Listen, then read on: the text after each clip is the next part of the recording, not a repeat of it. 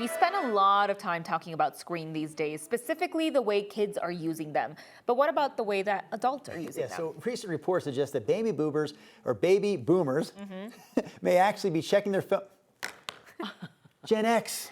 Gen X. Okay, Talking about our parents, Brianna. Baby boomers may be checking their phones more often than younger generations, and a lot of adult children at this point are wondering, how the heck do I tell my parents to put their phone down? 9 News health expert Dr. Cheryl Ziegler back on the program here this morning. This is a topic that we've been talking about on the set for a while. You're going to address it this morning. So for starters, as far as you know, is this report actually accurate? Are baby boomers looking at their phone more often than younger generations? Oh yes. When's the last time you spent some time with like grandparents? Oh my God, I mean, all the time. They've got their iPads, they're wordling, they're playing games. Facebook. They are going on Facebook and they're scrolling. They're literally scrolling. Now, my mom is constantly sharing things with me from Facebook or Instagram, so I know she must be on it all the time. Yes, they really are. And I actually laughed when I saw this because I have been in this same situation with my own mom. I think it was last year. I actually kind of like snapped and was like, can you put the phone down? Like the kids were even trying to talk to her and she's scrolling like, looking up. Right. And so this is a real thing, both through these surveys that people are giving. We know through the use of, it's apps. So it's social media and it's games, a lot of games. And the hard thing is that sometimes they'll get the advice from their doctors. This is good for you. It keeps your mind, active and mental acuity. So I think they've started it, and just like every other human, this is not just a generational thing. This is any human. It's easy to get addicted to. Right. Yeah, and this can also be triggering or it can be hard for young children who really need their parents' attention, but this can be triggering as well for the adult kids. Yes, like me, the way I got.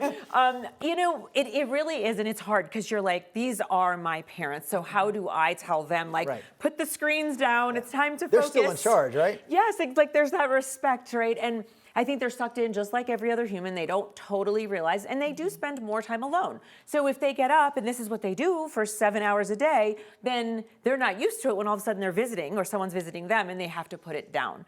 So, the tips around really being able to do that in a respectful way are just saying things like, instead of saying, like I did, like, put the phone down, you could say something like, I really love it when we have one-on-one time and I can really have your attention. There's things that I want to talk to you about, or the kids are so excited that you're here and they want to perform for you, and it's really helpful when you can give them all of your attention. It's like nudge, nudge.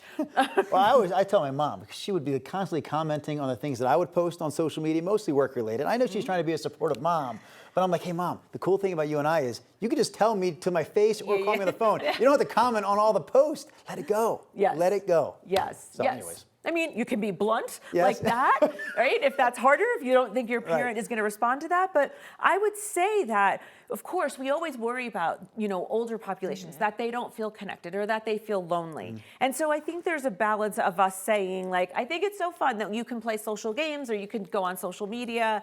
And then also respectfully, reminding them, like, the weather's turning. Hopefully you can get outside and take a walk or start playing Mahjong or join a bowling league and those other things, because I think it's even easy for those older adults to kind of stay home and staring at screens, just like we worry about with kids. Yeah, is there any tips that you would like to give people, especially the families and also the baby boomers as well? Yes, I think the baby boomers need to hear loud and clear. It is good for your brain to do things that are novel. That does keep the neurons, rewiring, and that's great. That's why, like, remember in the newspaper, right? Every day it was one crossword and it was new. Yeah.